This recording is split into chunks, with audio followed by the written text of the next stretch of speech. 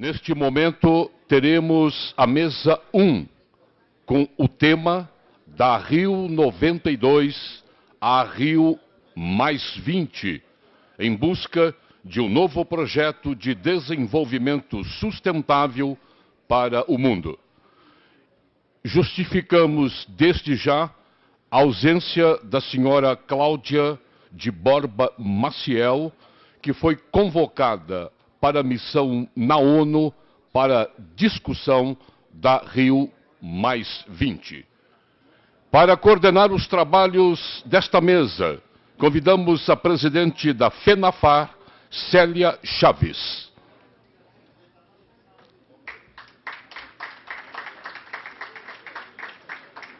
O relator, nutricionista Hernani Rosas.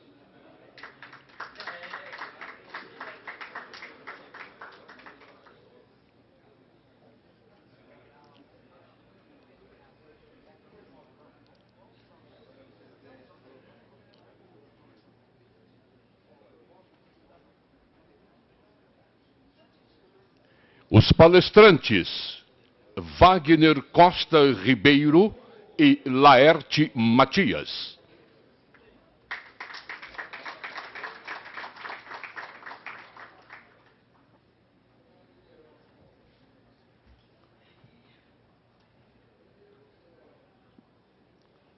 A palavra da coordenadora da mesa, Célia Chaves. Aqui deu. Acho que ocupa aqui, né? Bom, mais uma... Opa, tá forte. Mais uma vez, bom dia a todas e todos. Vamos dar início, então, a essa nossa primeira mesa. Eu gostaria de, então, apresentar os nossos palestrantes. O Laerte Conceição Matias de Oliveira, que é engenheiro, vice-presidente do Sindicato dos Engenheiros do Estado de São Paulo, representante da Federação Nacional dos Engenheiros no Conselho Nacional das Cidades, integrante do Comitê Paulista da Rio +20 e do Fórum Social São Paulo, e presidente da ONG Associação pela Preservação da Bacia do Rio Itararé. E Wagner Gomes Ribeiro, que é geógrafo, com doutorado em Geografia Humana, professor titular do Departamento de Geografia e do Programa de Pós-Graduação em Ciência Ambiental da USP, Universidade de São Paulo. Os nossos dois palestrantes terão por volta de uns 20 minutos para suas apresentações, para que a gente possa depois abrir o debate para a nossa plateia e tentarmos ficar um pouco, não tão longe do nosso tempo. Essa mesa deveria ter começado às 10h30, a gente já está aí com mais de 45 minutos desse início, mas vamos tentar compensar, né, esse atraso, sem dúvida, aí, com a participação que eu acredito vai ter, né, efetiva aí dos participantes do nosso seminário. Sem dúvida, a gente vai ter que atrasar um pouquinho, né, o final da manhã, que está previsto aí para 12h30. Eu acho que a gente consegue levar até 1h, de forma que realmente a gente consiga ter o melhor aproveitamento possível, né, nessa nossa primeira mesa. Não sei quem prefere começar. Então tá, Laerte começa. Vai falar lá, aqui. Vai ter apresentação?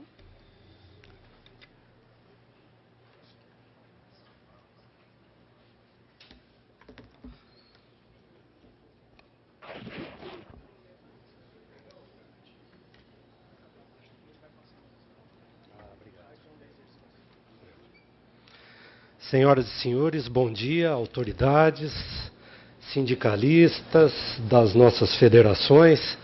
Inicialmente, queria agradecer aqui ao nosso presidente Murilo, engenheiro Allen, que nos animaram aqui a fazer essa apresentação. Tive pensando e qual seria uma formatação para esse público qualificado, e conversando aqui com nosso companheiro, amigo Wagner, que também é o palestrante, segundo palestrante, que inicialmente eu gostaria de colocar, né, trazer para a base o que se pretende discutir na Rio, o que significa algumas questões que foram discutidas na ECO 92, na Rio 92, para servir de base e aprofundamento para as próximas palestras que virão na sequência. Então, dentro de um histórico, a Conferência das Nações Unidas para o Desenvolvimento Sustentável Rio+20, em 72, ela teve um início em Estocolmo, foi a primeira conferência. Depois, em 92, a ECO 92, sobre desenvolvimento e meio ambiente. Em 97, o Protocolo de Quioto, e a conferência da Rio 92 serviu de base, né? Em 2002, em Joanesburgo, a Cúpula Mundial sobre o Desenvolvimento Sustentável, muitos intitularam como Rio+10, que foram 10 anos depois, e agora, 2012, a Rio+20.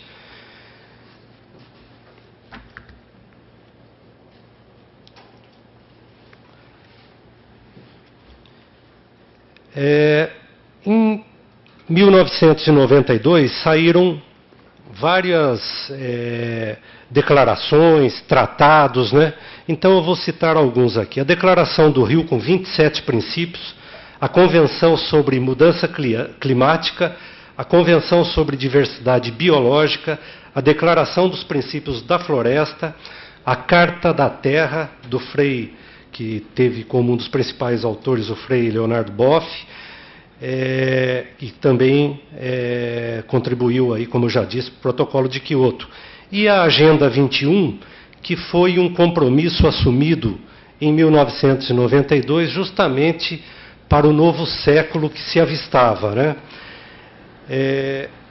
Alguns avanços que foram constatados, já foi dito muita coisa, mas a multilateralidade como método de negociação, a crescente consciência política, o foco no desenvolvimento sustentável ambiental, social e econômico, foram alguns avanços parciais, né, vamos dizer assim. A gente vai aprofundar um pouco mais. E as dificuldades, como a baixa implementação dos tratados e as tensões com o movimento social, excluído, como sempre, das decisões. Aí, reportando aqui um pouco a engenharia de segurança, né? O que está fazendo o Triângulo do Fogo aí? Eu estou pensando aqui numa forma de explicação, né, Gilda, do desenvolvimento sustentável, que tem muita discussão sobre isso. Então, assim como para ter o fogo, né, nós precisamos do calor, do oxigênio e do combustível, assim se dá o fogo, né? O desenvolvimento sustentável, ele tem também, que é chamado de tripé, mas aqui nós colocamos,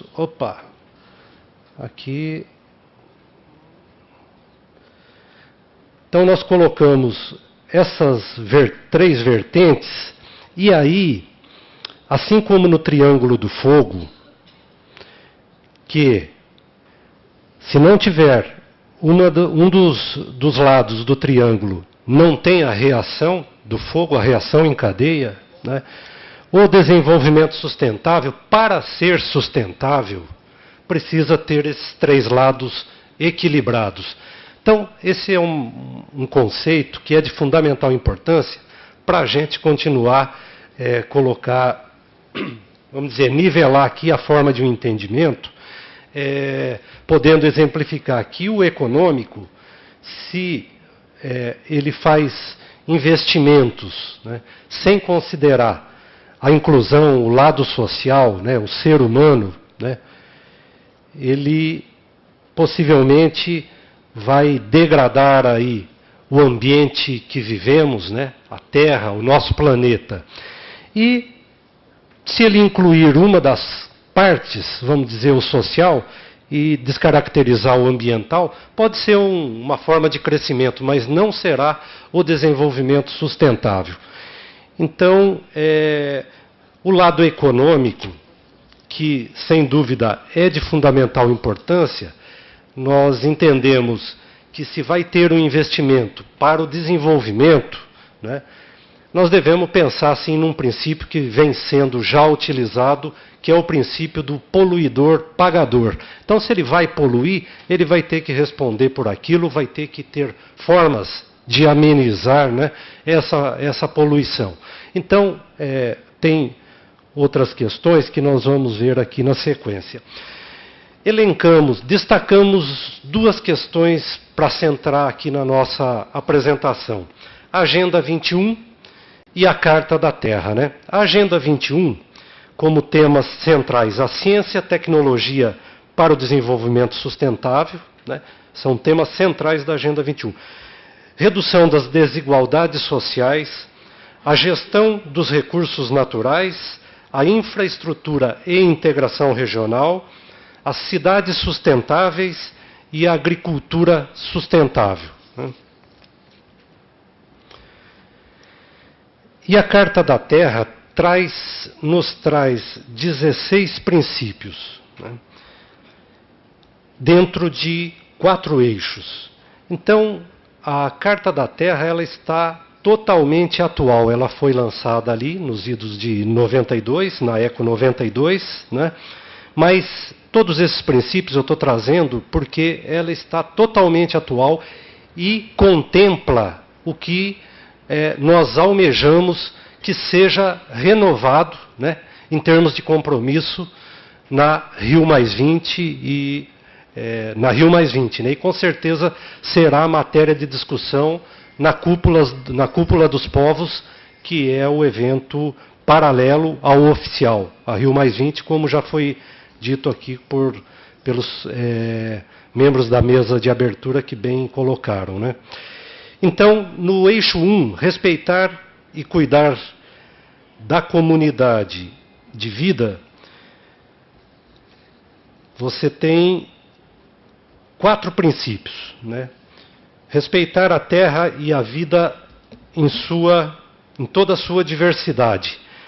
Dentro desse item, tem mais 4 subitens que fazem gestão, né, a esse eixo e que coloca toda a importância, né, desse primeiro eixo.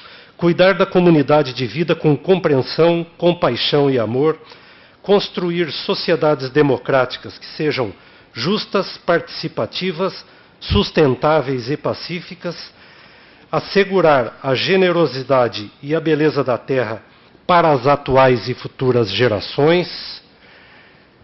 E aqui eu não vou entrar no desdobramento dos eixos, porque senão vai estender muito, os 16 passarão a ser 16 vezes 4, 64, né, amigo? O eixo 2, integridade ecológica. O 5º item, proteger e restaurar a integridade dos sistemas ecológicos da Terra, com especial atenção à diversidade biológica e aos processos naturais que sustentam a vida. Prevenir o dano ao ambiente como o melhor método de proteção ambiental e, quando o conhecimento for limitado, assumir uma postura de precaução. Ainda dentro do eixo 2, adotar, o item 7, né, padrões de produção, consumo e reprodução que protejam as capacidades regenerativas da terra, os direitos humanos e o bem-estar comunitário. Avançar o estudo de sustentabilidade ecológica e promover o intercâmbio aberto e aplicação ampla do conhecimento adquirido.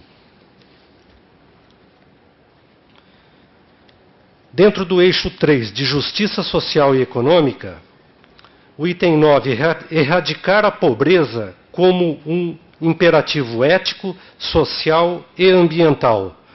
O 10, garantir que as atividades e instituições econômicas em todos os níveis promovam o desenvolvimento humano de forma equitativa e sustentável.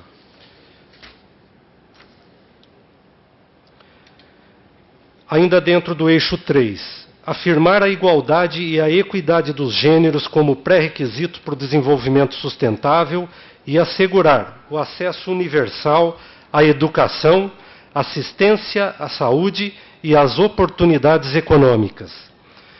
Defender sem discriminação dos direitos de todas as pessoas a um ambiente natural, social, capaz de assegurar a dignidade humana, a saúde corporal e o bem-estar espiritual, com especial atenção aos direitos dos povos indígenas e minorias.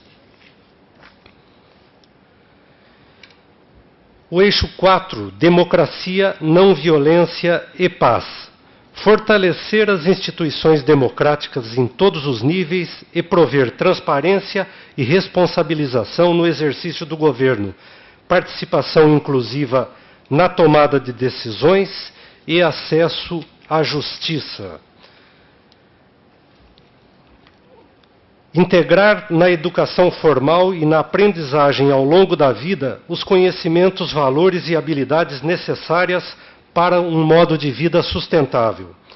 Tratar todos os seres vivos com respeito e consideração.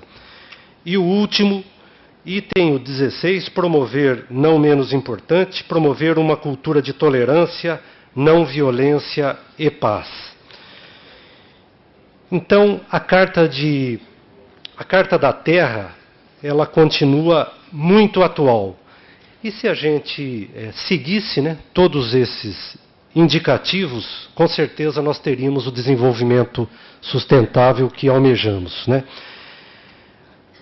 Destacamos aqui 3 pontos como oportunidades de desenvolvimento sustentável, como segurança energética com ênfase em fontes sustentáveis.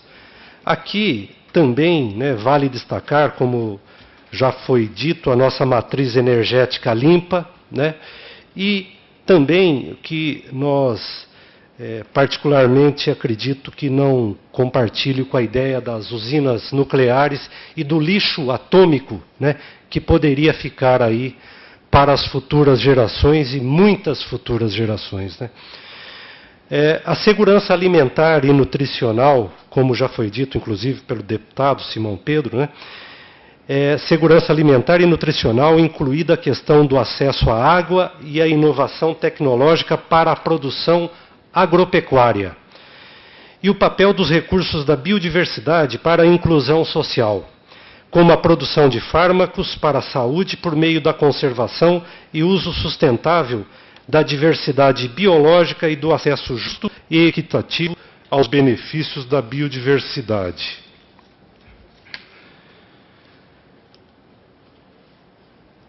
Destacamos algumas propostas iniciais para a discussão, como o direito soberano de desenvolvimento das nações, a geração de empregos decentes, renda e riqueza melhor distribuída, mudança do padrão de desenvolvimento, a paz mundial, o desenvolvimento científico, tecnológico e inovacional, visando sustentabilidade econômica, social e ambiental, as cidades inteligentes e sustentáveis e a capacitação, que não está aqui colocado, né, que é a questão da educação, a capacitação e a qualificação da sociedade civil e do poder público na ponta, né, lá no município, né.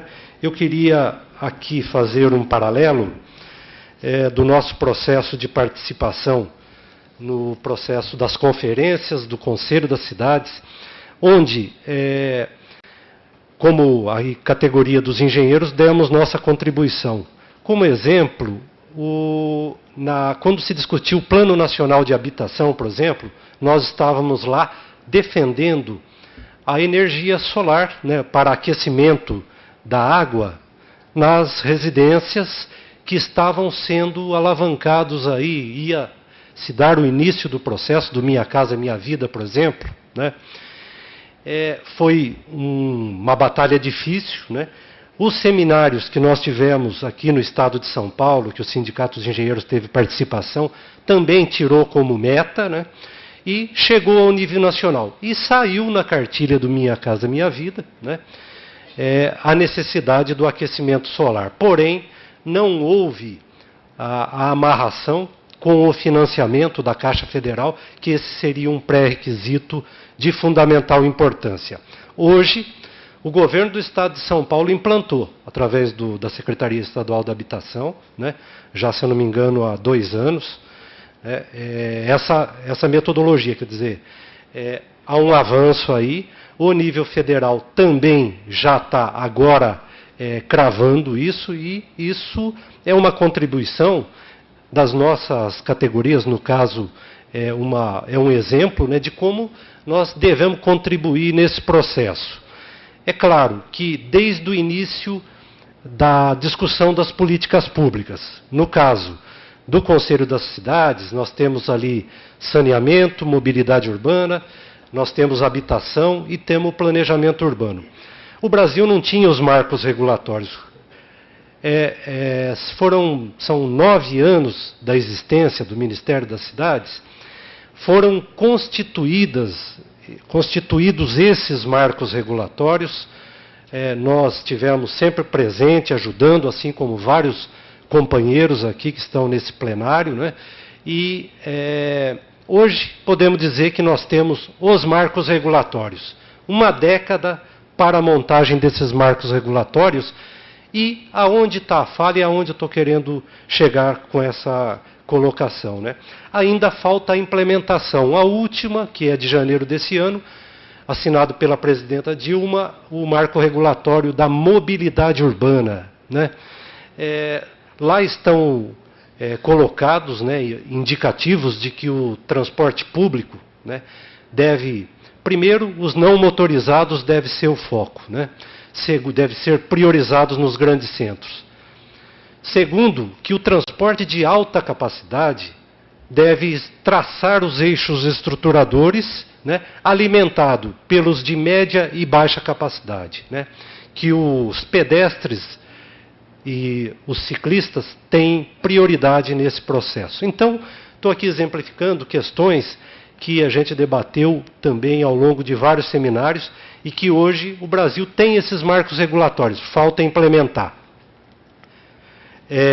Já vem sendo discutido, e eu estou remetendo aqui a questão da educação, da qualificação e da capacitação na ponta, porque nesse processo da democracia participativa, né, estou dizendo isso por causa da Agenda 21, que deve ter esse trabalho, a Agenda 21 local, ser desenvolvida lá na ponta, no município, né? E aí, quando você chama a sociedade civil, o próprio poder público, falta muitas vezes ali uma qualificação, uma capacitação, e nós temos que pensar nisso e avançar nessa questão, tanto para a Agenda 21, quanto para esse processo das políticas públicas que nós estamos constituindo no país. É evidente que são 20 anos se passaram da Eco 92 a Rio Mais 20, e os preceitos estão aí colocados. Falta implementar, né? Assim como a Agenda 21 é uma forma de planejamento, o plano diretor também é uma forma de planejamento, que teve uma grande campanha no Brasil, né? E dos 5.000 e tantos municípios, 1.500 e poucos municípios realizaram, e com qualidade apenas 10% desses 1.500, não chega a 10%, demonstrando que nós temos que melhorar a nossa participação enquanto sociedade civil na discussão de todas as políticas. E aqui, no caso da Agenda 21, é de fundamental importância que nós nos preparemos para chegar lá na ponta, com cada uma das nossas categorias, né, dos sindicatos e federações aí filiados à CNTU, né, dando a contribuição sob o ponto de vista da sua formação, né. Então, basicamente, era isso que eu queria colocar, e agradecer aí a oportunidade dessa fala nessa primeira palestra aqui. Muito obrigado.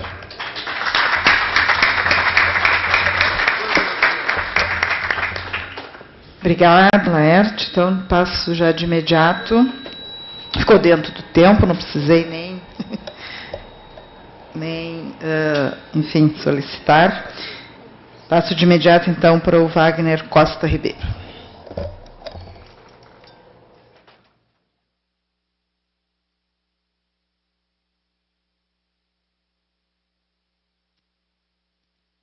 Todas. É uma satisfação muito grande participar desse evento da CNTU.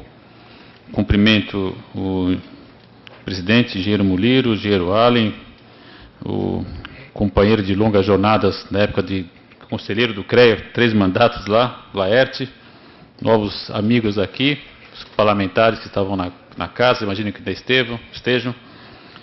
Em primeiro lugar, ressaltar a importância da CNTU no contexto brasileiro, uma breve palavra, já que eu tive a honra de ser convidado pelo engenheiro Allen a compor o Conselho Consultivo e, lamentavelmente, não poderei estar no final da reunião.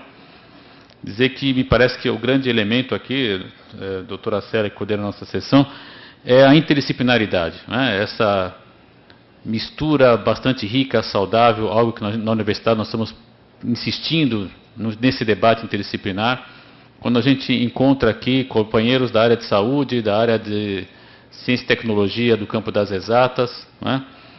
Enfim, falta um pouco das ciências humanas, mas está aí a economia também, representando. Acredito que esse caldo todo vai permitir que, ao final, tenhamos realmente uma contribuição bastante rica, importante, e meus cumprimentos, então, à CNTU, que, segundo me informaram, está aí no seu 3º ano, né, de existência. É realmente uma iniciativa muito importante. Com relação ao tema da Rio+20, que acredito todos os senhores já têm bastante informação, e eu agradeço também a exposição do Laerte, porque permitiu que eu suprimisse uma parte do que eu havia preparado para conversar com os senhores. Na verdade, uma experiência, uma oportunidade muito rica, muito importante, foi dito na abertura por um dos expositores, que é uma iniciativa brasileira, né, e que, de certa maneira, vai credenciar, sim, o país para voos de outras ordens, né, no sistema internacional. Estou absolutamente de acordo com isso. E, lamentavelmente, a gente tem escutado, tem assistido em vários debates que eu tenho participado, e também pela imprensa escrita, radiofônica e televisiva, uma tentativa de desqualificação desse fórum, que eu julgo bastante improcedente, inclusive, e até com certo teor partidário, que é algo muito estreito do meu ponto de vista, né?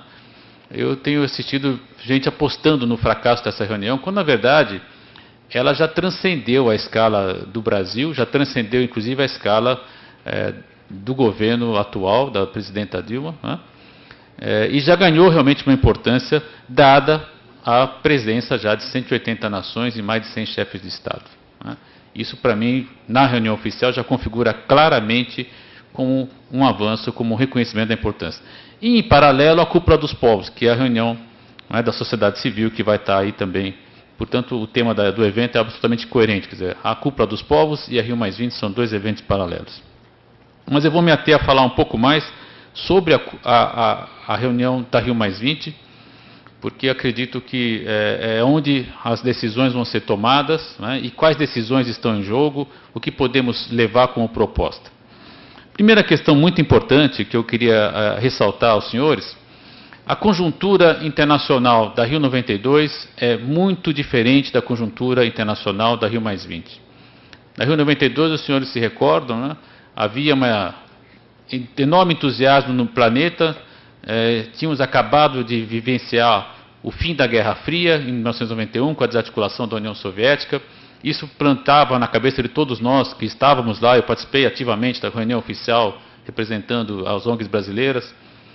Participei também do Fórum Global, Fórum Paralelo. Vou estar também de novo agora na Rio+20. O que a gente percebia naquele momento era um entusiasmo muito grande. Falei, bom, acabou a grande tensão leste-oeste, portanto vai haver uma maior cooperação, maior disposição entre os países, né? E isso, de certa forma, estava presente naquilo que foi conhecido como o espírito do Rio, né? Havia lá uma convergência, uma vontade realmente muito grande de transcender limites territoriais e propor uma forma de interação mais cooperativa no mundo. Infelizmente, 20 anos depois, nós verificamos que esse cenário não ocorreu, né? E Para piorar um pouco mais o quadro internacional, os senhores certamente estão bastante informados. Essa semana, só a oscilação do mercado financeiro confirma mais uma vez a grave crise que está ocorrendo no centro do sistema internacional.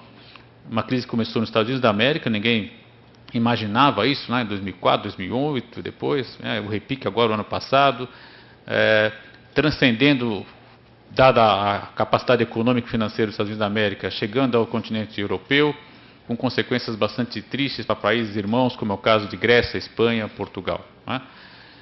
Esse cenário, meus amigos, deixa o quadro das decisões da Rio+20 muito mais difícil, muito mais denso, né? E que, portanto, qualquer analista com um pouco mais de seriedade tem que levar isso em conta em vez de querer desqualificar o debate a priori, como a gente tem assistido muitas vezes, né, na imprensa.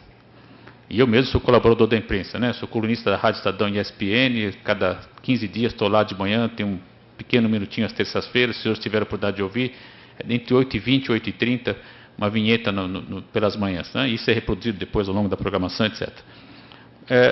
O que eu queria dizer aos senhores é o seguinte, é que esse contexto internacional, ele realmente dificulta a negociação, é mais difícil. Né? No momento de crise, os países eles vão ainda mais reticentes para a negociação.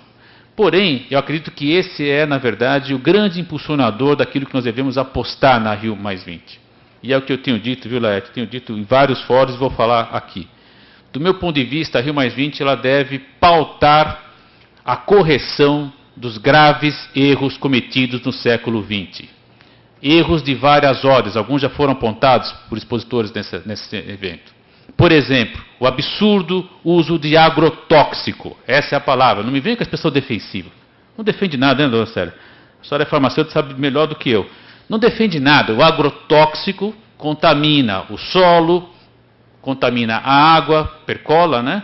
Ele transcende o ponto onde ele é jogado, tem uma dimensão geográfica, eu sou geógrafo, então a gente está muito preocupado com essa transpasse, né, de poluição, e depois que nós ingerimos os alimentos, né, já tem inclusive estudos da Faculdade de Saúde Pública relacionando alguns desses elementos químicos à causa da maior incidência, por exemplo, de câncer. Né. São estudos comprovados, eu não estou aqui fazendo especulação. O senhor certamente conhece esses trabalhos. Né. Então, esse é um ponto. Né. Nós temos que pensar um modelo de produção agrícola que não utilize esse tipo de droga, de veneno, que contamina o solo, a água e o nosso corpo. Para não falarmos, né, de quem está lá na linha de frente, o trabalhador.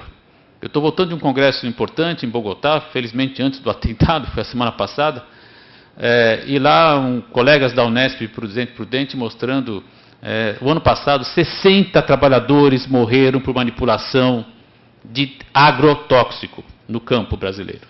Parece que é um número inexpressivo, são 5 por mês. Então, do meu ponto de vista, a Rio+20 deve pautar a necessária mudança do padrão de produção, senão nós não vamos avançar. E cabe a nós, profissionais da área tecnológica, da saúde, ter a ousadia de dizer, não é possível mais gerar emprego. Emprego decente, como dizia há pouco o Laerte, né? É isso que temos que avançar. É preciso mudar o padrão de produção de alimento? Sim.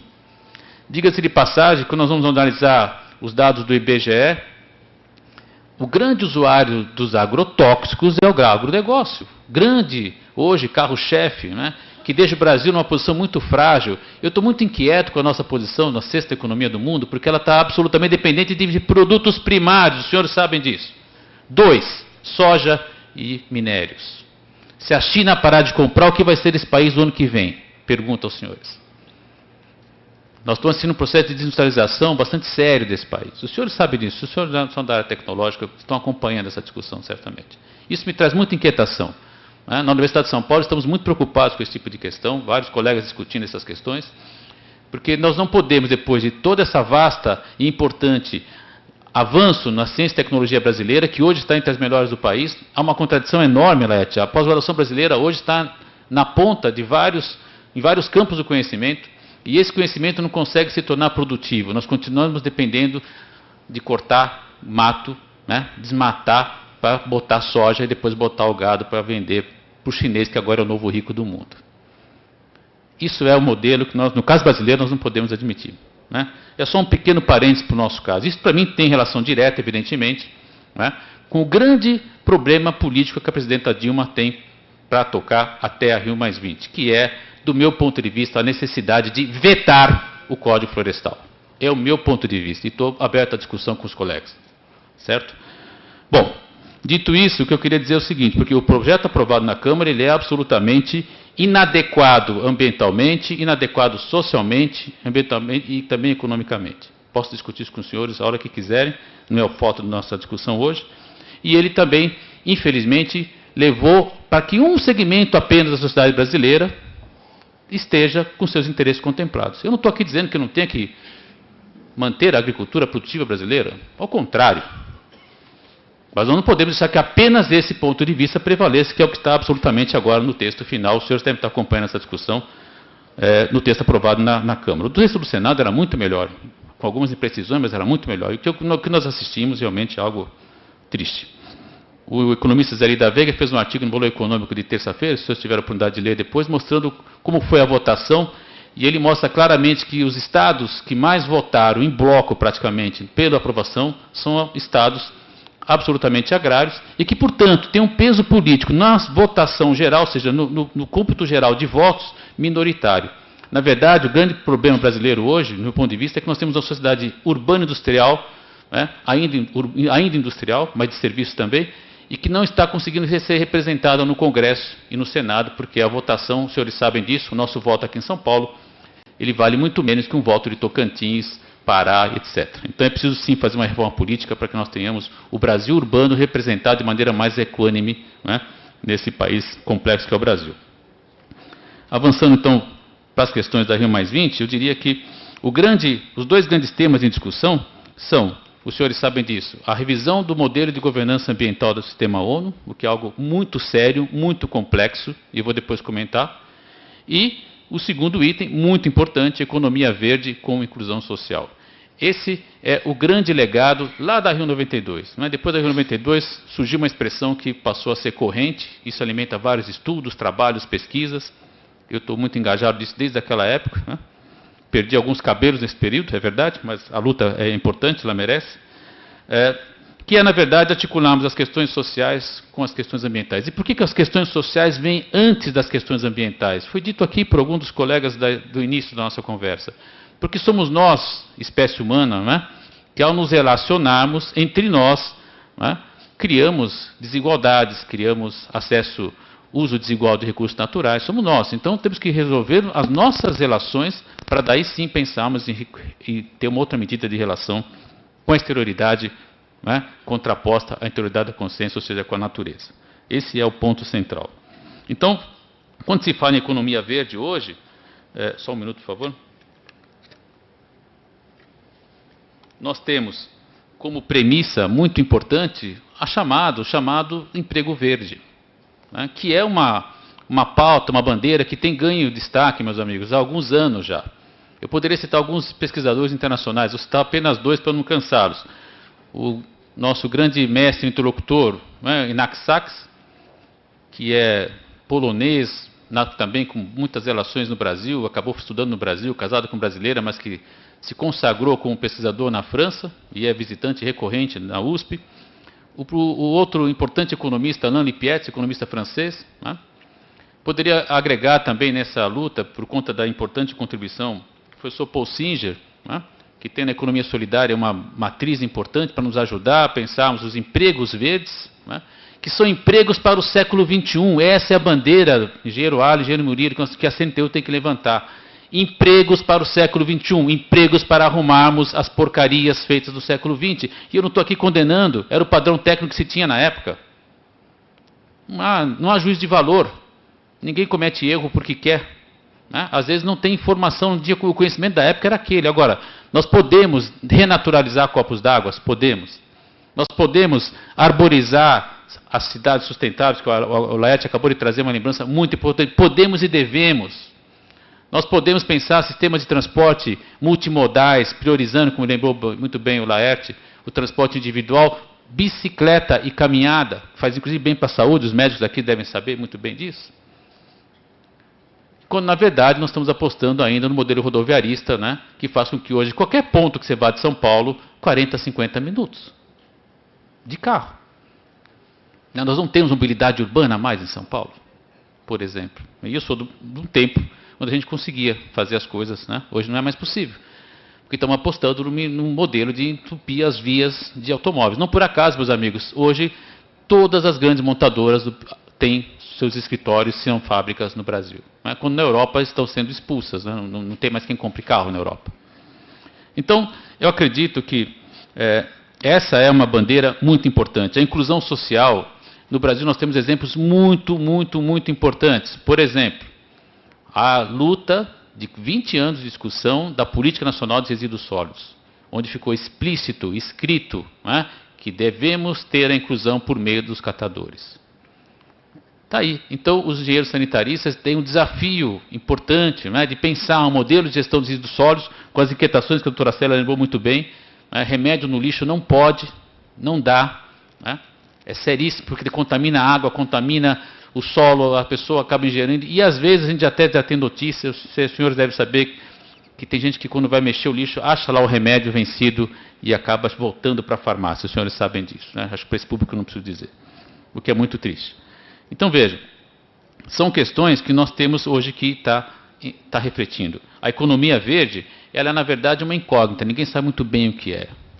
Eu acabei de organizar um livro, infelizmente não tenho para deixar aos senhores, mas o livro está fácil acesso, Governança da Ordem Ambiental Internacional e Inclusão Social. Foi editado pela editora Ana Blume, os senhores conseguem facilmente na página da Ana Blume, nas livrarias também já está disponível. Nesse livro tem artigos de economistas, a Elida Veiga, por exemplo, mostrando o quão é ainda incipiente essa ideia de economia verde. Ninguém sabe exato o que é. Até há uma discussão que a gente tem assistido em vários fóruns, que eu reproduzo aqui a vocês, que é como a sustentabilidade ficou muito desgastado, um conceito que todo mundo usou, e quando todo mundo começa a usar parece que não atende mais a ninguém, foi necessário então lançar mão de uma nova ideia, né, que seria a economia verde. Enfim, mas de todo modo, a inclusão social, esse é sem dúvida o grande ponto a bater, o grande ponto a insistir. Né? E a gente assistiu recentemente nos jornais, dizendo gente importante, que tem papel destacado da Rio 92, dizendo que é preciso renaturalizar a questão ambiental. Isso é um absurdo, isso é um retrocesso que nós não podemos admitir. Já foi dito aqui que a questão ambiental não é preservar a mata escondida das pessoas. Nós estamos juntos, né, com as demais formas de vida, isso que é fundamental. Então a inclusão social é o grande desafio. Como fazer isso? Né? Existem algumas formas, algumas experiências já em andamento no planeta, né, no Brasil também. Eu poderia ressaltar depois no debate uma ou outra, mas eu queria só lembrar uma experiência importante. Na verdade, um dado, né, não é ainda uma experiência, mas um dado, num dos artigos do nosso livro, a Silvia Zanirato, que é professora lá da EASH USP, por coincidência é minha esposa, ela mostra um dado muito interessante. Os senhores devem conhecer certamente os centros históricos das cidades brasileiras, são muito bonitos, né, às vezes muito mal conservados. Pois bem, com dados do IPEA, ela descobriu que tem mais casa vazia nos centros urbanos das grandes cidades brasileiras do que o déficit habitacional. E nós vamos continuar apostando em fazer casa, Minha Vida, por exemplo, com o modelo... Uma doutoranda minha está estudando o projeto Prosamin, lá em Manaus. Para o senhor ter uma ideia, Manaus tem 40 graus, o senhor sabe disso, né? Puseram telha de amianto para cobertura. Um forno, e aí está dando problema de sociabilidade, ninguém consegue ficar dentro das casas, né? As mulheres saem com roupa íntima para fora, está problema sério. Aí bota ar-condicionado. Tudo errado, Manaus tem uma crise energética absurda, depende de queimar óleo. Então está tudo errado. Aí estão falando de projetos em andamento, que ganhou financiado pelo Banco Mundial. Projeto Prosamin, lá em Manaus, que garantiu ao Eduardo lá, que era o governador, ser eleito senador, agora ele é a liderança do governo Dilma, no Senado. É aquele senhor lá, exatamente. E eu veja, eu fico realmente surpreso, porque são padrões técnicos, é disso que temos que rever. A CNTU tem que discutir essas questões, engenheiro Allen, engenheiro Murilo, companheiros. Nós temos que mudar o padrão técnico de produção. Né? A janelinha que fizeram na casa, de tijolinho à mostra, muito bonitinha, tem 40 por 40, para Manaus, meus amigos, para Manaus. 38 metros quadrados, depois passou para 48, agora fizeram de 54 metros quadrados, para a família. Aí o pessoal não consegue morar, eles estão vendendo e estão enchendo. A casa que era para 3 famílias, para uma família está tendo 3 famílias de novo. Enfim, o problema está se reproduzindo. Isso é um doutorado que está em andamento e depois podemos apresentar os resultados com mais detalhes assim que a tese for defendida, é uma aluna minha. Então, veja, esse é um item. O outro item que eu queria, e eu talvez precise um pouquinho mais de tempo, por favor, a governança ambiental. Esse é o outro grande desafio, é meu tema de pesquisa, de investigação, já de alguns anos. Não é? Quando a gente vai analisar, existem basicamente 3 propostas de discussão. A primeira proposta, manter tudo como está, ou seja, os senhores sabem, né, como dizia há pouco o Laerte, cada tratado internacional ele é um corpo de sócios, né? E só fazem parte aqueles países membros. Então, tentar e pensar em criar, como alguém está sugerindo, né, um novo órgão, uma Organização Mundial do Meio Ambiente, eu acredito que é muito difícil, porque você teria que pegar todos esses tratados, são mais de 300 tratados internacionais, né, e realojá-los no interior dessa nova instituição. Para alguns, isso seria simplesmente mudar o secretário-geral. Está certo, desde que as partes concordem. Né? Você tem que passar pelas partes, o que não é nada simples. Os senhores estão acostumados a viver em assembleia, são lideranças, né? Sabem o que é uma assembleia. Na ONU ou no sindicato não há diferença alguma, os senhores podem estar certos disso. Assembleia é sempre assembleia, tensões, etc, etc. Então eu acredito que é algo muito difícil de acontecer. A segunda posição, então, seria fortalecer o Programa das Nações Unidas para o Meio Ambiente, o PNUMA, que foi criado lá na Conferência de Estocolmo, né, em 72, mas só foi implementado em 86. Vejam os senhores, 14 anos depois. O PNUMA vive com uma crise recorrente de falta de recursos. Fortalecer, do meu ponto de vista, seria muito importante, porque representaria injetar mais recursos e manter o que ele já faz. O PNUMA acaba sendo o grande secretário-geral, o coordenador-geral das diversas conferências internacionais. E a terceira posição é manter como está, cada corpo político tem a sua própria dinâmica, o que de alguma maneira é sempre acusado, né, de muito papel, muita reunião e pouco resultado concreto. É preciso ter cautela. Não é? Em algumas situações isso realmente ocorre, em outras situações não é verdade. O Protocolo de Montreal é um exemplo muito rico, muito importante. Os senhores devem saber, ele permitiu realmente e concretamente a diminuição dos gases que afetam a camada de ozônio, né? Isso fez com que a camada de ozônio se reduzisse. Isso é uma experiência bem sucedida. Mesmo famigerado o Protocolo de Kyoto, que muita gente critica, né? Ele permitiu, por exemplo, países como Brasil, China e Índia captarem recursos, e mais recentemente a Coreia do Sul, que até passou o Brasil na disputa por recursos dos países centrais, a desenvolverem projetos de recapacitação, de desenvolvimento local, e aí chegamos na escala do lugar. Né? Eu poderia citar o caso da empresa Nova Gerar, que foi criada no município de Nova Iguaçu, no Rio de Janeiro, uma aluna estudou, fez um mestrado sobre esse tema, Gleice Tonini, e nesse trabalho ela mostrou o quão foi importante esse recurso que permitiu, por exemplo, o fim do lixão, a instalação de um aterro sanitário controlado, o envolvimento da comunidade diretamente, que antigamente eram catadores de lixo, agora estão lá trabalhando nesse aterro com condições muito mais adequadas do que era antigamente. Então, é preciso analisar com um pouco mais de cuidado. Né? E mesmo a Convenção de Biodiversidade, que alguns dizem que não gerou muita coisa, é bom lembrar que a reunião de Nagoya, de 2 anos atrás, ela produziu um resultado muito importante para o Brasil e para os países detentores de recursos sócio- e biodiversos, como é o nosso caso. Ela regulamentou o famoso artigo 8J, que é aquele que dizia, e que diz, né, que agora é regulamentado, que se um país usar tecnologia ou conhecimento associado, usar um gene ou conhecimento associado a uma planta, né, de uma comunidade, desenvolvimento científico e tecnológico, ele tem que repassar essa tecnologia para os países detentores desse conhecimento. O que no campo da farmácia, não é, doutora Célia, é algo muito importante. Então, vamos devagar com o andor, né? Nem tudo é ruim. Claro que o ritmo da política os senhores conhecem, são lideranças políticas, o ritmo da política não é o ritmo, é o ritmo possível, né? Mas eu diria que a Rio+20 é uma oportunidade muito importante para que nós avancemos na direção das conquistas socioambientais. Para encerrar, eu não sei se eu estou com o tempo muito avançado ou não, mas eu queria apenas fazer um convite aos senhores.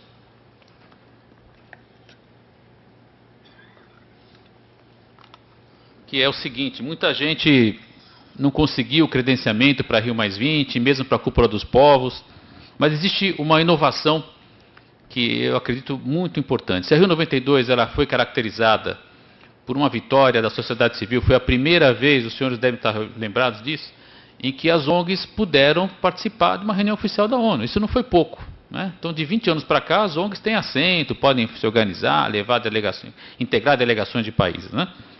Pois bem, dessa vez há uma outra inovação muito importante.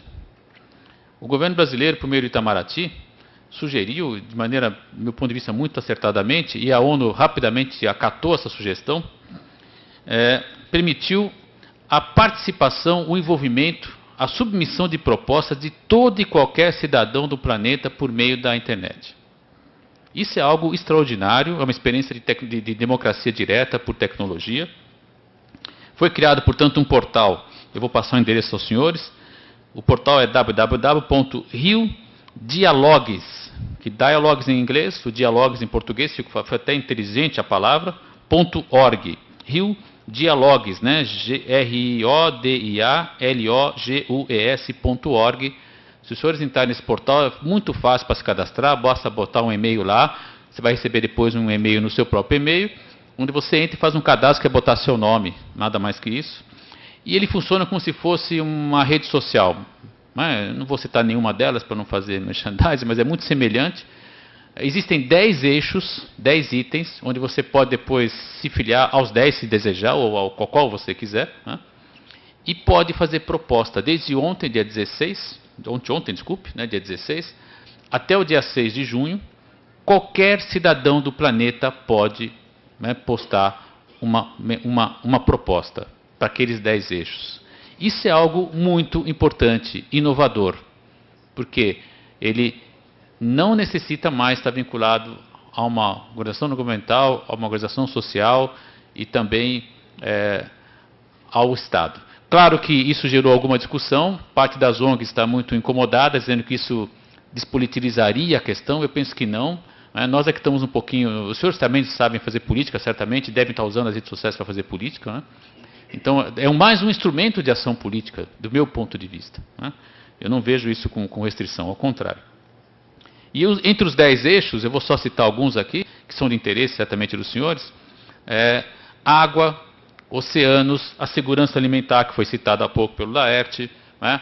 A energia, e 2 que eu gostaria de frisar bastante: desenvolvimento sustentável, né? E formas de inclusão social, é um dos eixos lá. E o outro, desenvolvimento sustentável e saídas para a crise financeira e econômica, né? Esse eu faço um apelo ainda maior, porque eu fui e fiquei muito satisfeito, indicado como um dos 3 facilitadores. Qual é o papel do facilitador, então? Reunir todas essas propostas e organizar uma votação, né? O que tem de muito importante e muito extraordinário nessa experiência?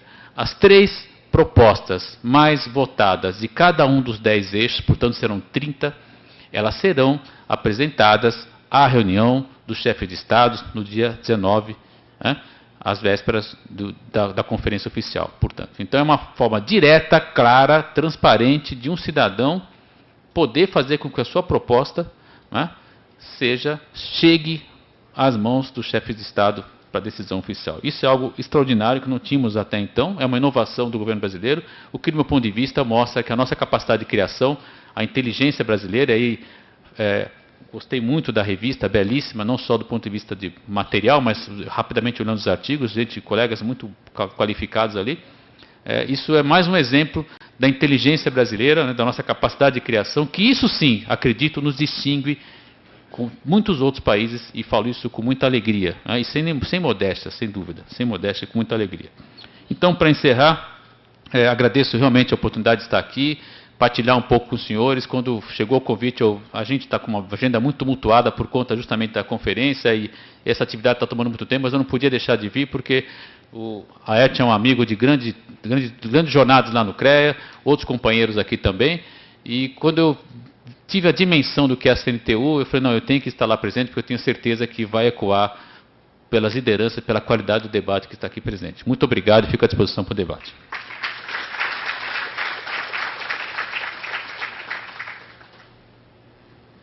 Obrigada, Wagner. Sem dúvida, uma excelente contribuição. E eu estou esperançosa no veto da Dilma, porque a gente teve hoje, não só a categoria farmacêutica, mas a saúde do Brasil hoje teve uma boa notícia, que a Dilma, me perdoem, né, dizer assim, mas a presidente Dilma, acaba de vetar, e foi publicado no Diário Oficial de hoje, a permissão de venda de medicamentos em supermercados, que estava contrabandeadamente colocado naquela medida provisória que diminuía os impostos, né, para acesso a uma série de bens, né, de serviços para os deficientes. E a gente fez uma mobilização muito grande da categoria, tivemos essa boa notícia agora, confirmei inclusive aqui e tal, está publicado no Diário Oficial hoje o veto da presidente a essa permissão, que seria um absurdo, né? Um absurdo para a saúde da população ela ter acesso aos medicamentos em qualquer supermercado, loja de conveniência, como se fosse uma mercadoria, né? Qualquer que se compra assim, passa no drive-thru e passa a mão, sem a mínima orientação, né, do profissional. Então, isso é uma boa notícia, e eu acho que nesse rumo a gente vai conseguir também, sem dúvida. Né, o apelo da sociedade brasileira tem sido no sentido do veto também né, dentro do Código Florestal, que eu acho que, sem dúvida, né, é indispensável, é fundamental para que a gente efetivamente consiga, né, obter esse desenvolvimento sustentável que todos nós aqui estamos lutando. Então, vamos ver.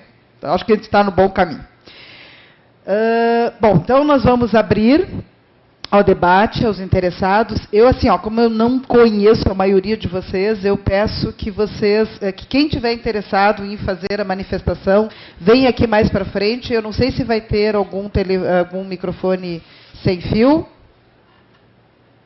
Sim? Senão, acho que pode ocupar um desses que está aqui na ponta. Acho que pode ser ali, na ponta da mesa. Eu já tenho aqui 2 inscrições. Podem 3, já aqui os 3. Pode ocupar esse aqui da mesa mesmo.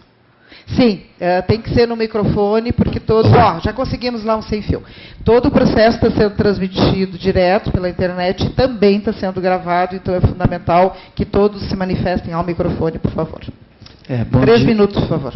Bom dia a todos, meu nome é Luciano Eloy, eu sou vice-presidente da FIO e presidente do Sindicato dos Odontologistas de Minas Gerais. Eu queria fazer um comentário inicial sobre a revista Brasil Inteligente, né? Já foi dito da qualidade, eu acho que ela pode adotar uma epígrafe para essa revista. Vou fazer uma sugestão, viu, caro Alan? Aquela frase célebre do Barão de Itararé, que fala o seguinte: o Brasil é feito por nós, está na hora de desatá-los todos. Né? E eu acho que a revista vem para desatar alguns nós. Né? Alguns nós que nós temos, e aí foi colocado muito bem, tanto pelo Laerte quanto pelo Wagner, a questão da mobilidade urbana. Ela é inexistente no país, não é privilégio de São Paulo, não. Eu nasci no interior de Minas e toda biboquinha fica 1 hora no trânsito, um percurso de 5, 10 minutos. Isso está acontecendo, o país inteiro parou. Então, essa questão eu acho que é fundamental, né, para ser discutido nessa questão na ótica da qualidade de vida urbana. E na questão da saúde, o Laerte mostrou ali, mas eu acho que tem que especificar um pouco mais a questão da água. Colocou a água, mas que tipo de água? O que nós queremos? Tem um dado do PNAD, Pesquisa Nacional de Amostragem de Domicílios, do final do ano passado, que colocava que 30% da população não tem água e esgoto tratado nesse país. Não tem água, acesso à água tratada.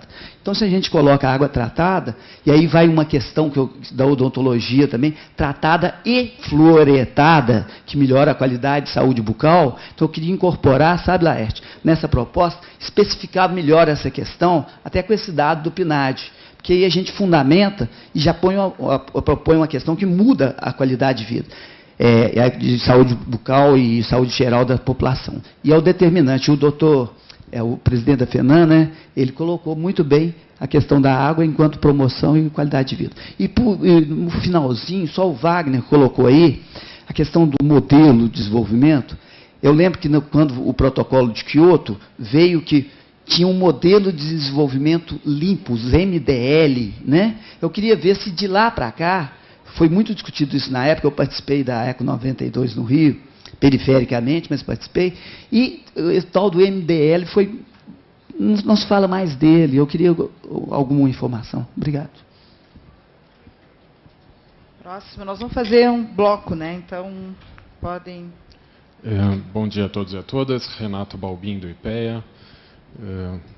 Peço perdão por fazer o uso da palavra, porque à tarde terei um tempo dedicado para mim, mas não poderia aqui deixar de falar. O professor, meu professor na geografia, também sou geógrafo, o Wagner, citou um estudo do IPEA de uma questão que eu acho das mais fundamentais para todos os senhores, para todos nós discutirmos, que é a questão da função social da propriedade. Quando ele coloca um estudo que fiquei super agraciado, Wagner, foi eu que fiz lá no IPEA, e esse é um estudo meu, a questão dos imóveis vazios. Só por uma precisão, eu precisava falar isso, porque por anos a fio eu trabalhei com isso no Ministério das Cidades, de onde conheço também o Laerte do Conselho das Cidades, essa questão de falar que um número de imóveis vazios zeraria o déficit habitacional. Realmente o número de imóveis vazios absolutos, ele é até superior ao déficit habitacional, que alguns nem entendem chamar de déficit habitacional, mas de demanda por habitação. Agora, entretanto, esses imóveis nem todos são próprios para habitação. E, sobretudo, e o que é mais importante, que esses imóveis, eles cumprem uma outra função, uma função, né, ligada à especulação, ao capital, etc. Então é muito difícil fazê-los entrarem numa política habitacional, sobretudo numa política habitacional que o déficit é para baixa renda. Mas alertar e trazer isso, e com isso adiantar também um pouco a minha fala da tarde, a importância da gente discutir a função social da propriedade neste país, em que, desde sempre, da sua Constituição, né, a propriedade, ela está, seja rural ou urbana, na mão de poucos, continua na mão de poucos, de um capital que é o mesmo capital, o capital que estava lá com as propriedades rurais, se associou ao capital industrial, que fez essas cidades e que faz a especulação dessas cidades até hoje. Então não é levantar nenhuma bandeira aqui também radical, mas é entender que uma série de problemas, seja ligado à água, ao esgotamento sanitário, à mobilidade, etc., está intimamente associada à discussão fundiária desse país.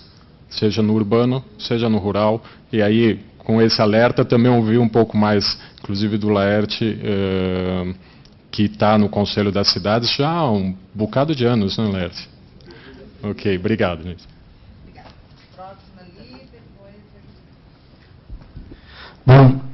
Bom dia, companheiros. Peço desculpa que eu estou com a garganta estourada.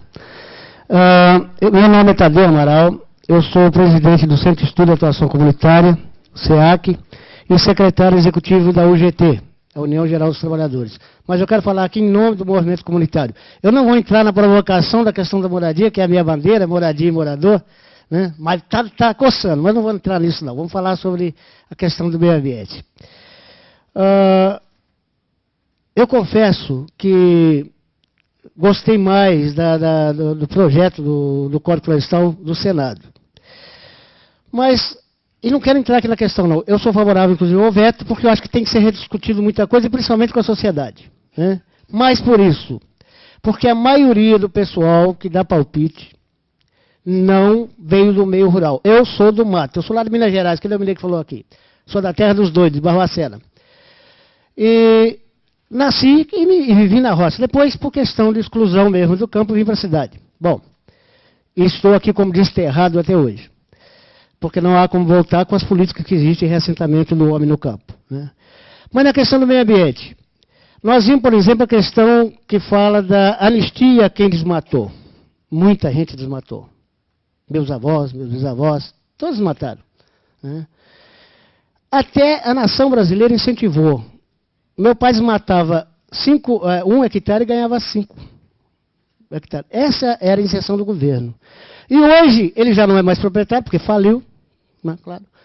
Que a agricultura no Brasil, tirando para os grandes grupos empresariais, a maioria é falida, né? Vivem com menos de um salário mínimo, como nós vimos ontem, domingo, no Globo Rural, por exemplo, nós vimos isso, né? E aí vem a questão da recomposição. Eu, por exemplo, tenho 5 hectares de terra, 50 mil metros. que é herança dos meus antepassados. Eu vou ter que reflorestar 30 metros na beira do rio. Vou fazer com prazer, porque sempre mantive a área de preservação, né? Mas, companheira, naquelas questões onde o país, o governo federal incentivou, quem tem que pagar é o Estado também. Não só as pessoas. Quem viveu, quem tem herança, quem vive em cima daquela terra, tem que cumprir sua parte como cidadão, sim, e como proprietário. Mas eu tenho dúvida se devemos penalizar essa geração por 500 anos de desmando e desmatamento. Qual é a proposta do movimento comunitário? É que, não como está fazendo hoje com a questão da produção da nascente, dá R$70 para o produtor rural preservar a nascente. Preservar a nascente é questão humana, nós temos que preservar. Mas não é com R$70 por mês. O que eu acho que o movimento comunitário defende é que o plantio de novas árvores, e deve ser, calculo-se em 2 trilhões de muda de árvore, só para compensar os desmatamentos da Amazônia que já houve, né, que é muito maior que aquele orçamento que a ONU fala, de 12 bilhões. Né? Só no Brasil seria mais de 4 trilhões de reais o prejuízo. Se fizermos isso de forma da participação da sociedade, inclusive da classe trabalhadora, a quem tenho orgulho de participar e defender, com a sua participação plantando um mínimo de árvore por pessoa, eu acho que a gente conseguiria sim. E aí vai desde o mutirão até a contratação do plantio, para dar rendimento àqueles que vivem na roça. Não é justo que uma criança de 11 anos tenha que se prostituir por um pacote de bolacha na Amazônia e o ribeirinho não possa cortar uma árvore. Então ele tem que ganhar para preservar aquilo lá. E ganhar, eu falo, subsistência. Não dá, como a economia quer, a economia verde quer, o dinheiro na mão de multinacionais para mandar no ar e na água. Obrigado. Obrigada. Próximo aqui, ó.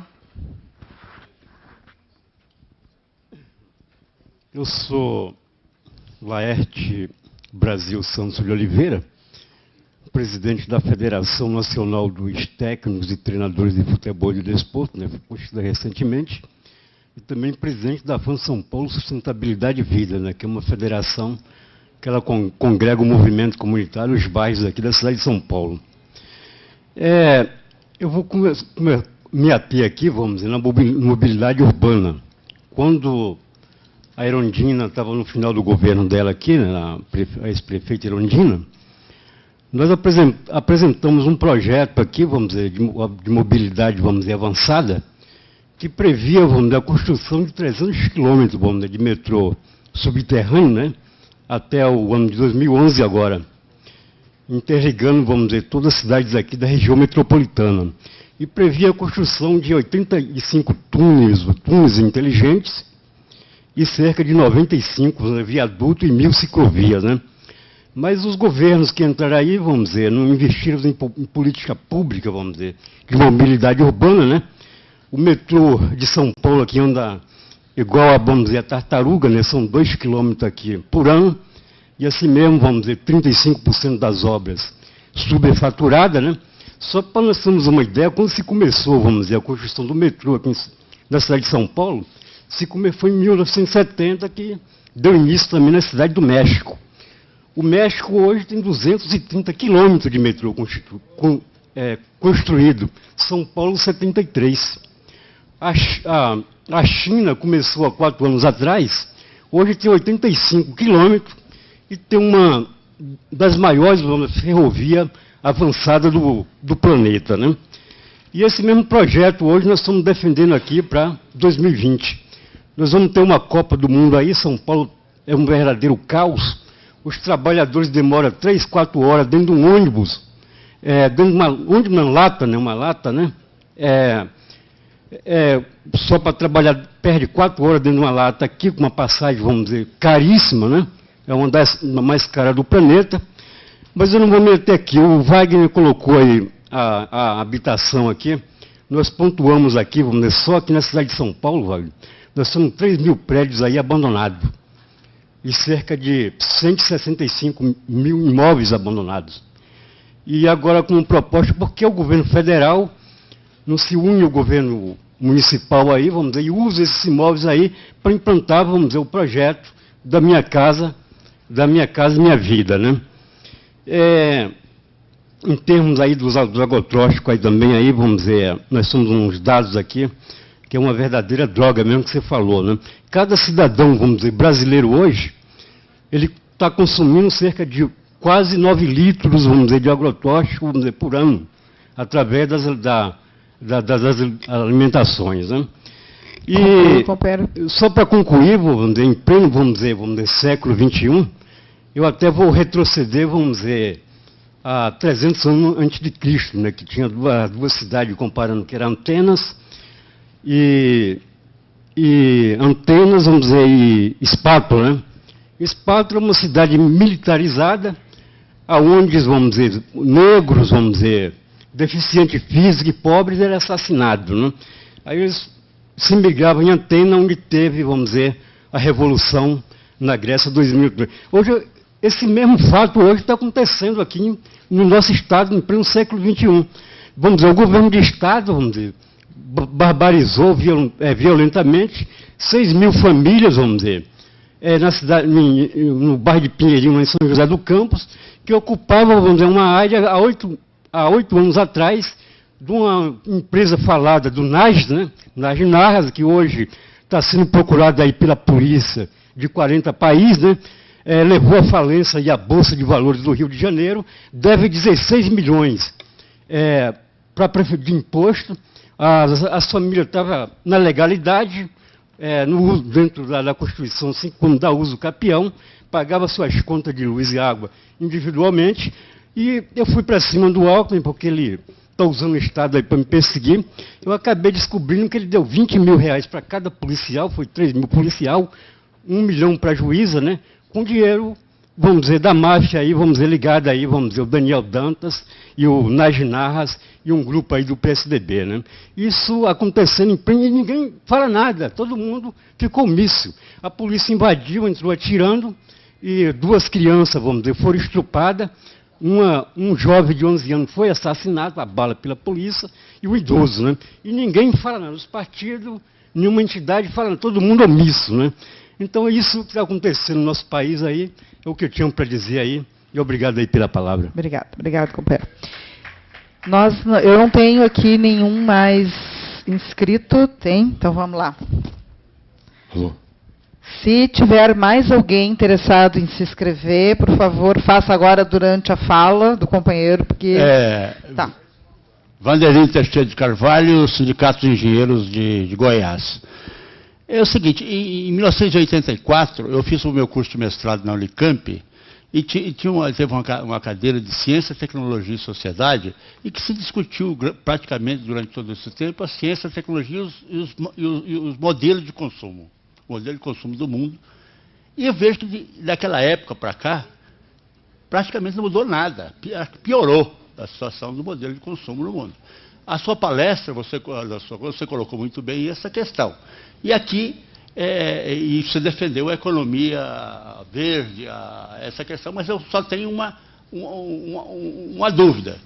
A matriz energética do mundo é fruto do modelo de consumo existente no mundo, certo? E aqui a Agência Internacional de Energia publicou recentemente a situação das matrizes de energia do mundo em 2035. Então, em 2035, eu não vou citar todos os dados, porque seria enfatioso, mas só vou dar os percentuais de variação aqui. O carvão vão ser mais de 4 bilhões de toneladas de óleo equivalente de consumo, um crescimento de 24,5%. Petróleo, 4 bilhões e 600 e tantos de toneladas, 16,5% de aumento de consumo. Gás, 4 bilhões de toneladas, 54,7%. Nuclear, 1 bilhão e 200 de toneladas, 72,4%. A água, 475 milhões de toneladas, porque a hidrelétrica, né, com um crescimento de 69,6%. A biomassa, que seria outra coisa, não chega a 2 bilhões, 1,9 bilhão de óleo equivalente, com um crescimento de 55,4%, e outras fontes alternativas de renováveis, alternativas de energia, 690 milhões, que daria um crescimento de 597% de crescimento. Ora, a gente vê aqui que quase 90 e tantos % aqui é de origem mineral, porque a água, inclusive, é um mineral, né? e biomassa e outros você tem insignificante. Né? Quer dizer, como que você vai, se não mudar o modelo de consumo, entendeu? Como você vai permitir que você tenha uma economia verde ou nova? Porque o problema todo do modelo produtivo hoje no mundo é o quê? Você tem que produzir grandes blocos de energia. Grandes blocos que as energias renováveis, alternativas, não conseguem produzir. Grandes blocos, o problema é produzir, mas grandes blocos. A álcool, biocombustível, se você usar todo o trigo do mundo, toda a soja do mundo, todo o milho do mundo, toda a batata do mundo, e assim vai todos os outros vegetais do mundo, não chega a 2% da matriz energética do mundo. Vai chegar em 2035. Quer dizer, então, o mundo não pode parar de comer para produzir energia. Então, como você coloca a economia verde frente a essa realidade? Entendeu? Obrigada. Companheira Lão.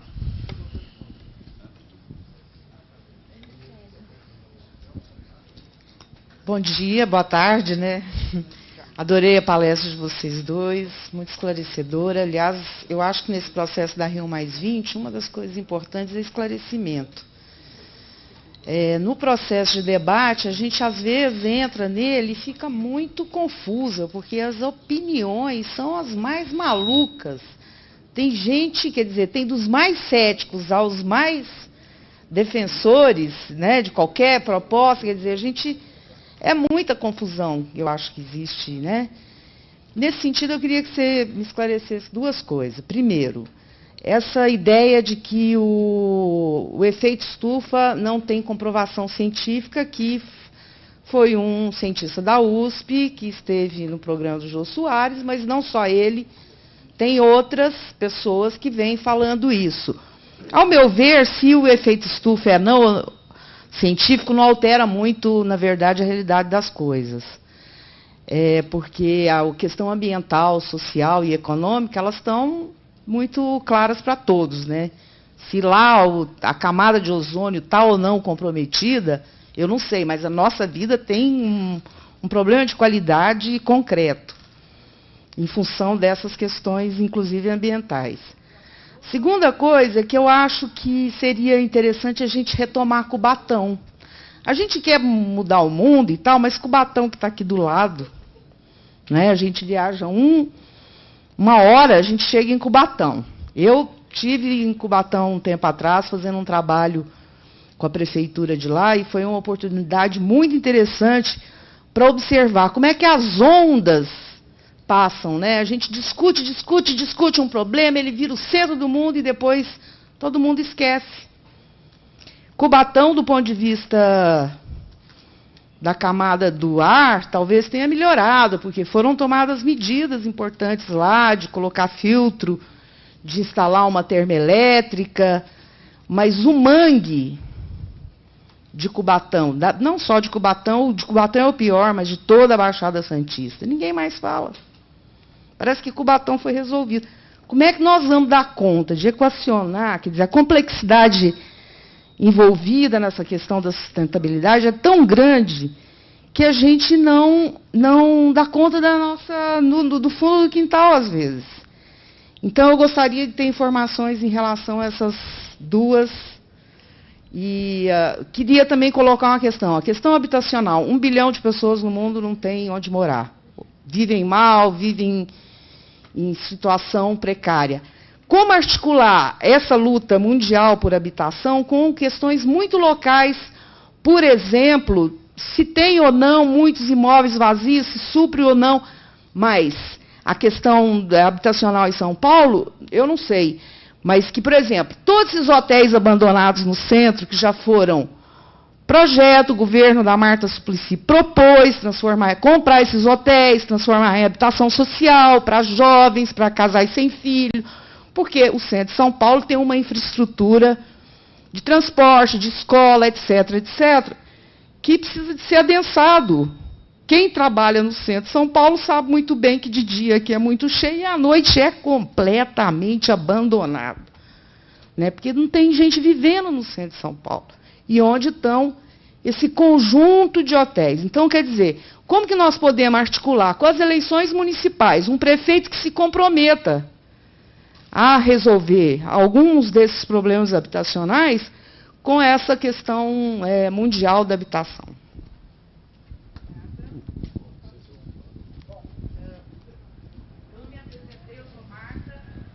Ah, é verdade, não tinha se apresentado.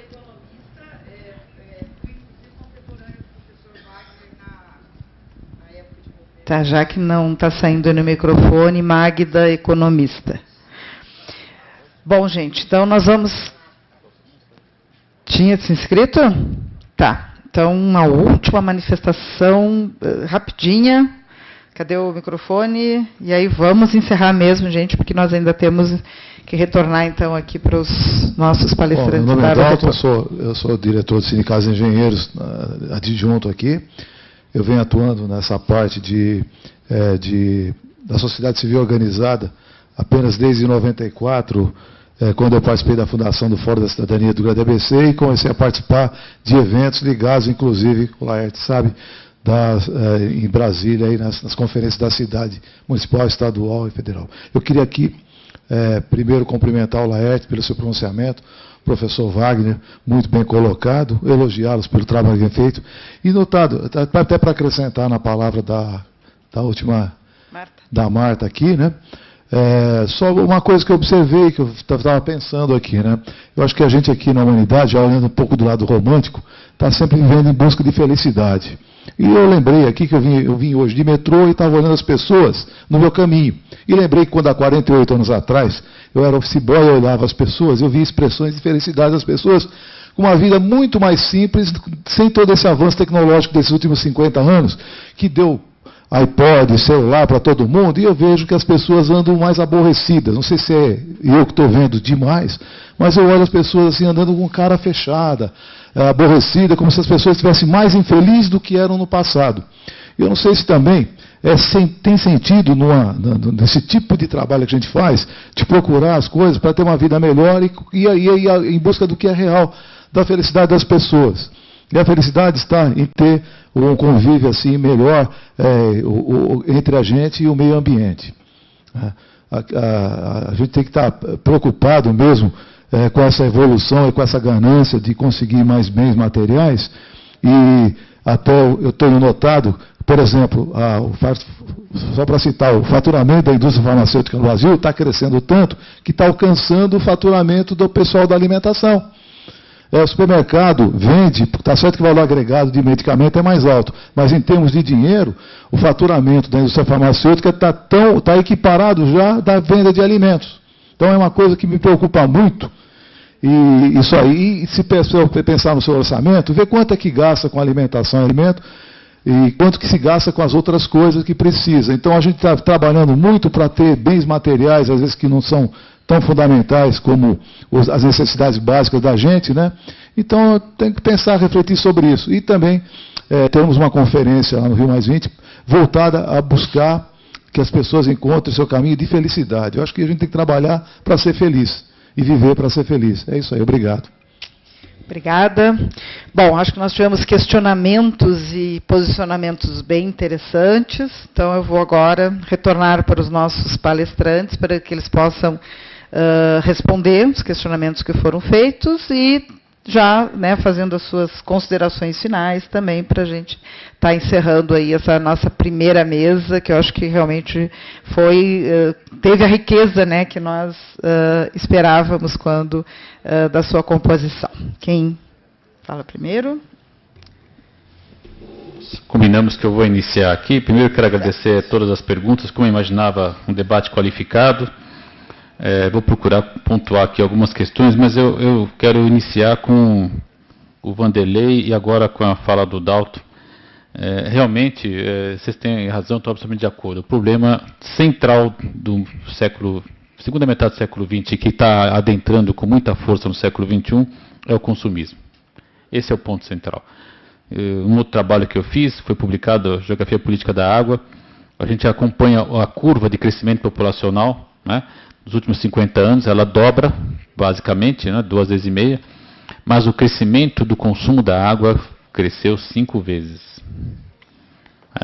E isso vale para qualquer recurso natural que nós vamos olhar. Então, o primeiro mito a ser combatido é que o problema não é o crescimento populacional. É como disse bem o Dalto agora, e também muito bem o Vanderlei, é a maneira pela qual estamos organizando a nossa vida, que tem de ser revista assim. Né? E aí, Dalto, o que a gente tem que trabalhar com muita clareza, e num fórum como esse, que tem lideranças que formam opinião, é que esse sistema que nós dizemos hoje deixa as pessoas tristes porque ele trabalha a frustração permanente. Precisamos incorporar os psicólogos aqui para nos ajudar a entender isso, mas os senhores certamente sabem o que é isso. Você acabou de comprar o iX qualquer que seja, daqui 3 meses tem o iX linha. E você está frustrado de novo. Você acabou de comprar o carro redondinho, o ano que vem todos os carros são quadradinhos. Né? Até campeonato de futebol, se vocês perceberem, tem 5, 6 campeonatos de futebol. Eu sou do tempo que tinha o Paulistão, né? E o Brasileirão, acabou. Então você está sempre frustrado e contente. Até no futebol, meus amigos, se os senhores observarem, as mudanças esportivas, tem um companheiro que lida bem com futebol, deve saber o que é isso, quer dizer, é frustração sobre frustração. Aí a infelicidade, ela transborda a todos nós, né? O que é realmente algo a ser refletido. Então esse é o ponto central a ser atacado do meu ponto de vista. E que está baseado nessa produção incessante de mercadorias, né? Sem dúvida. O tema da água que o Luciano apresentou é um dos meus temas de pesquisa, das minhas paixões. Eu tenho clareza que o acesso à água ainda é muito desigual, inclusive no Brasil. Dos objetivos, o Laerte falou, você não falou do documento zero, é verdade, muita coisa, pouco tempo. Um dos objetivos, né, da Rio+20 é chegar a elaborar metas sustentáveis, né, até 2015. E entre as metas, uma que está em discussão é justamente associando as metas do milênio, erradicar, suprimir a falta de acesso à água. São 2 bilhões de pessoas no planeta que não têm acesso à água ainda hoje, inclusive no Brasil, parcelas importantes no semiárido, né? A transposição de São Francisco, por exemplo, é uma obra que não vai atender as camadas que necessitam de água, ela tem como objetivo claro perenizar o açude do Castanhão e com isso viabilizar a industrialização de Fortaleza. Está claro, o projeto muito claro, então não é também uma alternativa. Né? Sobre o MDL que você pediu, informações, existem vários projetos, né, em andamento no Brasil. Se você tiver um tempinho depois, na página do Ministério de Ciência e Tecnologia, o MCT, porque na divisão ficou para o MCT fazer a gestão dos tratados de clima, eles têm arrolados lá, são mais de, até a última vez que eu olhei, eram mais de 130 projetos em andamento no Brasil. Então, temos sim resultados concretos, né? Muitos deles focados em eficiência energética. É uma das ironias. Né? Então, o produtor, o usineiro, ele fez lá uma inovação, aprimorou lá uma engrenagem, conseguiu mais eficiência energética, então ele está ganhando crédito de carbono porque está produzindo cana e esmagando cana com eficiência energética. É uma das contradições. Mas tem também trabalhos importantes de uso do lixo. Né? Para o Renato, um prazer revê-lo. Né? Enfim, você tocou numa questão fundamental, a função social da propriedade. Né? E temos que também levar em conta, sem dúvida, com pouco tempo não foi possível dizer, mas a refuncionalização do uso dos imóveis. Né? Quer dizer, é preciso reavaliar o uso dos imóveis. E aí tem uma relação direta com o que a Marta, né, companheira de outras jornadas também, estava lembrando. Quer dizer, os centros das cidades hoje estão ficando desabitados, isso é absurdo. Né? Não é o modelo de cidade que queremos. Né? O direito à cidade passa certamente por termos vida nas áreas urbanas e, do ponto de vista, a vida não pode acontecer episodicamente com a virada cultural. Eu sou um dos poucos que condenam a virada cultural.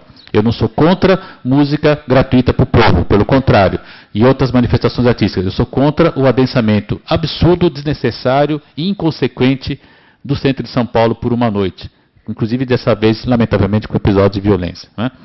É preciso, se quer formar público, se quer mostrar para as pessoas do centro da cidade de São Paulo, promova ao longo do ano uma série de eventos. Isso você vai formar público, isso sim. Não é essa coisa eleitoreira que um careca aí, que de novo está querendo ser prefeito, né? Absurdo essas coisas, eu fico indignado. Nada contra os carecas, evidentemente, mas é contra esse cidadão. Né? Que, aliás, impermeabilizou as marginais, né? Diga-se de passagem. Isso os senhores sabem, não preciso... Então, a questão do Código Florestal, Tadeu, o que se fala de anistia já está garantido, fique tranquilo, viu? É só de 2001 para cá. Até 2001, o seu avô desmatou, não tem problema nenhum. Agora, os que desmataram de 2001 para cá, isso é facilmente hoje monitorado por imagem de satélite, esses não cumpriram o código. Então, a briga com quem desmatou de 2001 para cá, são 11 anos, né? E fizeram de caso pensado. Essa é a briga, né? Agora, a sua sugestão é muito interessante, quer dizer, ação comunitária para a regeneração de áreas naturais é algo muito importante e deveria ser estimulado. E eu queria aproveitar e fazer só um pequeno comentário. Nós temos que discutir também o Código Florestal nas áreas urbanas, né? A gente está vendo aí espraiamento de condomínios, de tudo quanto é jeito, os poucos, no caso da Grande São Paulo, remanescentes de Mata Atlântica, né? Os fragmentos sendo dizimados por condomínios, às vezes sem muitas funções, sem função social alguma, né? Estou tentando ser rápido aqui. A questão dos imóveis sem uso, que acho que o Laerte também já trouxe, acho que já de alguma maneira eu contemplei aqui. Do Vanderlei, o tema da energia, Vanderlei, essa realmente é uma grande questão, você tem total razão, estou de acordo, é um desafio para o século XXI, porque com todo esse modelo que temos hoje, ainda tem gente que não tem energia, inclusive no Brasil, né? Você tem a contradição maior, Tucuruí, uma das maiores energias hidrelétricas do mundo, e a população do entorno não tem acesso à energia, né? Porque o Linhão passa com uma capacidade de potência eólica que não dá nem para puxar um fiozinho e ter lá energia. Então é preciso repensar formas de abastecimento de energia. Existem projetos mirabolantes, vocês devem ter notícia disso, transformar o norte da África numa fazenda de geração de energia com captação solar para abastecer a Europa, por exemplo, mandar para o cabo submarino. São coisas que estão sendo discutidas concretamente. Vejam os senhores, né? A Espanha já está começando, a Andaluzia, quem tem chance de andar por lá um pouquinho, se sentar no Google, você já vai ver vastas áreas com coletores solar para gerar energia. Então é um problema muito sério. A aposta que eu tenho acompanhado com alguns colegas lá da USP, mais recente, é o chamado biocombustível de segunda ou terceira geração, como se diz, que são das algas, né, que você acabou pontuando. Talvez aí tenhamos um recurso um pouco de mais eficiência energética. Agora, o ano passado eu tive a oportunidade de participar de um evento, 2 eventos na China, e fiquei muito estarrecido, porque eles estão absolutamente convictos que o que interessa a eles agora é o capitalismo. Ponto. Né? Conversei com professores da Universidade de Pequim, Universidade da Fudan University, que é a segunda universidade deles lá, e eles falam, não, o comunismo foi bacana, mas agora nós estamos noutra, né? E quando a gente vai olhar esses dados que você trouxe, são basicamente o modelo chinês que está firmemente calcado no uso do carvão mineral. E com isso eu comento um pouco a caricata... Oi? Também, sem dúvida, só que eles não usam deles, né? Eles importam e deixam deles guardadinho. Essa é a estratégia, essa é a diferença, bem lembrado. Marta, aquele colega, ele é um pouco caricato, eu não deveria nem fazer muita referência a ele, mas ele tem dificuldades, porque ele não consegue publicar em revistas sérias. A gente avalia um pesquisador pelo que ele produz. Hoje tem uma coisa muito democrática, o Brasil é um país muito interessante, muito avançado, né? O currículo Lattes, qualquer pesquisador hoje tem um currículo Lattes. Se você botar meu nome na internet, vai aparecer lá tudo que eu fiz, tudo que eu não faço. Se você botar o meu nome, botar o dele e botar de outros colegas, você vai ver onde nós produzimos, o que produzimos, quem consegue captar recursos, quem não consegue captar recursos. Né? Então, um colega que não publica, não consegue captar recurso, porque há outros céticos também que são muito mais bem fundamentados e conseguem recurso. O professor Molion, por exemplo, que eu tenho um profundo respeito, embora discorde, é um cético também do clima. Né? Mas ele, inclusive, criou um programa de pós-graduação para discutir com profundidade essa questão lá em Natal, na Federal, Unifal. Né? Desculpa, no Federal do Rio Grande do Norte. Né? Então, veja, existem céticos e céticos. Né? O debate tem que ser com gente qualificada. Esse colega foi lá fazer caricatura e as manifestações na internet acho que já foram suficientes. Né, A minha posição é muito clara. Eu estou baseado em estudos de vários colegas. A gente tem uma interação muito intensa com colegas do Instituto Astronômico e Geofísico da USP, que são colegas de grande reconhecimento científico e que afirmam com muita clareza, né, que, aliás, eles estão até preocupados, porque eles criticam as negociações, dizem que elas são muito lentas, nós deveríamos estar sendo mais contundentes no combate ao aquecimento global. Né? De todo modo, uma coisa eu tenho clareza, nós não podemos transformar toda a complexa discussão ambiental no aquecimento global, que seria um exagero, né? Seria realmente um exagero. Mas, por outro lado, nós temos que ter clareza que a maneira pela qual nós organizamos a nossa vida, ela tem gerado impactos e mudanças no clima local com muita clareza. São Paulo, os senhores todos, pelo que eu estou vendo aqui, né, devem lembrar da São Paulo da Garoa, né, e que não existe mais.